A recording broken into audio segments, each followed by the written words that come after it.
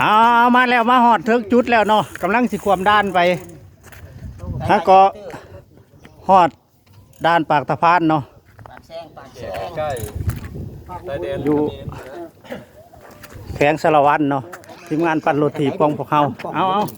สบายดีทักทาย สบายดีพี่น้ เอา อง ไปได้มื้อนี้มีความหูซึกแน่ใด โอ้ ที่ว่า หู ได้ ซึกว่า มาปั่นกับทีมงานมื้อ รู้ นี้ สึกว่า เนาะ สุดยอดคักหลาย ใส่ระยะเวลาหนทางแต่ใช้หาสาย แต่ปากซองหาปากตะพานนี่ถือว่าใช้เวลาอยู่2-3 ชั่วโมงนี่แหละ